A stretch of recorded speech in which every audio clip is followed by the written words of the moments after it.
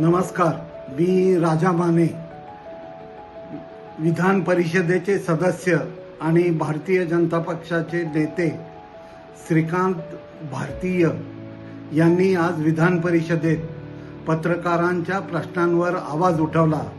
त्याबद्दल मी राज्यातल्या तमाम पत्रकार आणि पत्रकारांच्या संघटनांच्या वतीनं त्यांचं मनापासून आभार मानतो. डिजिटल मीडिया संपादक पत्रकार संघटनेचा संस्थापक अध्यक्ष या नात्यानं मी श्रीकांतजींचं मनापासून आभार मानतो.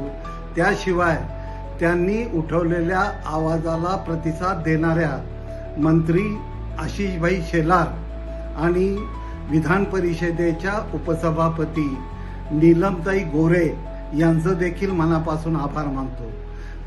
हे आभार मानत असताना मागील काही अधिवेशनांमध्ये पत्रकारांच्या प्रश्नांवर आवाज उठवला गेला, परंतु आवाज उठवल्यानंतर आश्वासनं दिली गेली, पण कृती मात्र झाली नाही.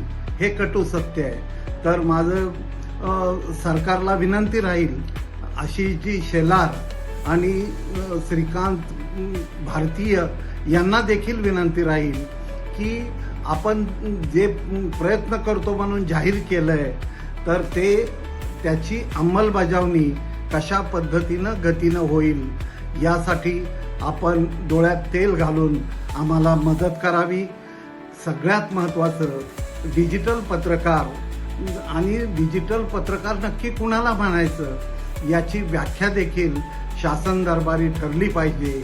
त्याशिवाय महाराष्ट्रात जे आज डिजिटल पत्रकारांचं खूप मोठं पीक फोफावलेलं आहे, याला शिस्त लावण्याचं काम, कायद्याच्या चौकटीत बसवण्याचं काम आपणच करू शकता आणि निश्चितपणानं आपण ते कराल.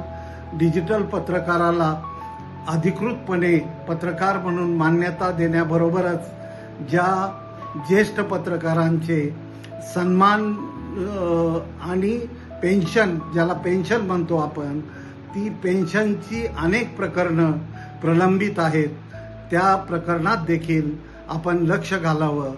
राज्याचे मुख्यमंत्री देवेंद्र फडणवीस, उपमुख्यमंत्री एकनाथ शिंदे आणि उपमुख्यमंत्री सुनेत्राताई पवार यांनी देखील पत्रकारांच्या प्रश्नात लक्ष घालावं. मला आवर्जून उल्लेख करावासा वाटतो उच्च व तंत्र शिक्षण मंत्री चंद्रकांत दादा पाटील यांनी पत्रकारांच्या प्रश्नासंदर्भात पाठपुरावा केलेला आहेच. शिवाय पत्रकारांच्या मुलामुलींसाठी प्रतिबिंब प्रतिष्ठान हे स्थापन करायला त्यांनी आम्हाला प्रेरणा दिली.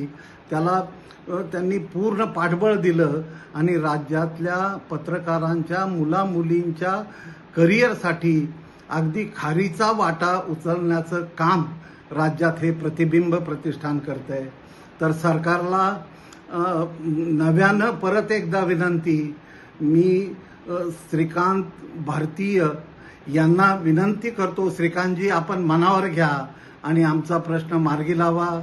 जय हिंद, जय महाराष्ट्र.